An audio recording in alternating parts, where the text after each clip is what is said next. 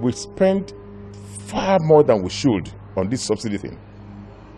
We actually don't subsidize. The subsidy is a spurious, opaque connotation by some people that they use to milk our system almost to the bone. Let me give you some specific. In 2011, National Assembly budgeted 240 billion. That's in consultation with the executive. We budgeted 240 billion naira for fuel subsidy.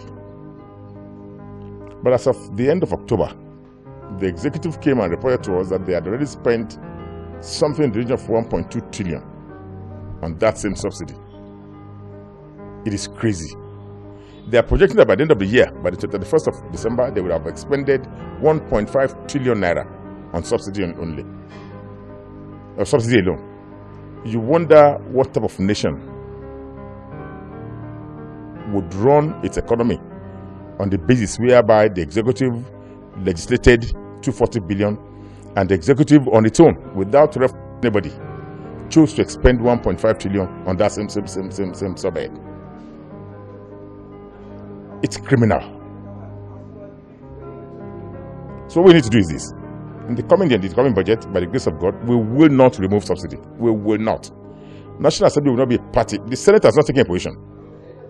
For my personal view, and which I will canvass as strongly as possible, and which I think seems to be the consensus amongst the membership of the Senate, and I believe National Assembly at large, is that the subsidy will not be removed.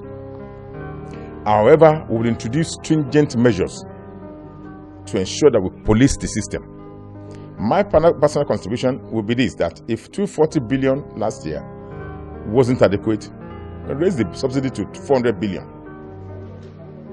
And then save our nation the balance of 1.1 trillion naira. For your information, the capital budget, the entire capital budget of Nigeria for 2011 is 1.1 trillion naira.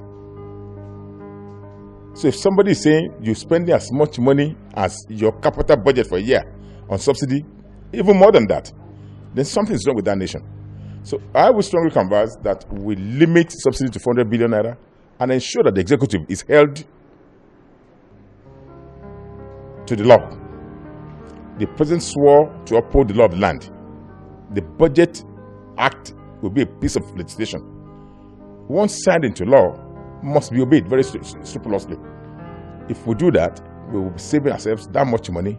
In other words, we'll in fact be doubling our capital budget for 2012. Naturally, they just walked away from it. It is by far cheaper, by far more cost-effective for them. It's by far much more profitable to engage in the importing of finished refined product, which they can bring into the country at say 100 naira a liter, according to them.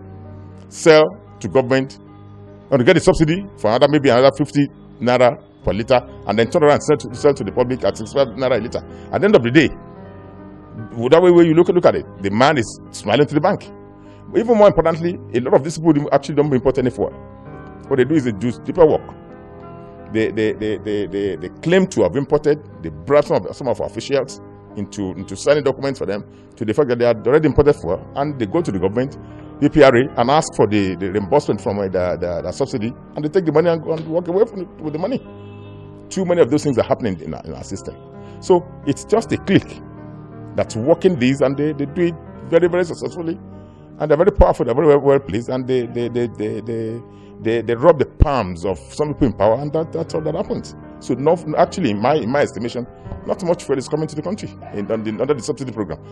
Somebody was telling me a few days ago that if in 2010 we budgeted 240 billion naira, and we are ending up expending 1.5 trillion, are we saying that many more vehicles came into Nigeria? Did we have an rapid increase between 2010 and 2011 in terms of the vehicular traffic or the consumption of fuel? Why would you say 240 billion was the budget figure and you ended up spending 1.5 trillion? So what caused the magical, difference? Where is the gulf coming from? It's only because people are doing paperwork, and that's just round tripping and filing false, fraudulent paperwork, and they're going back to take our money.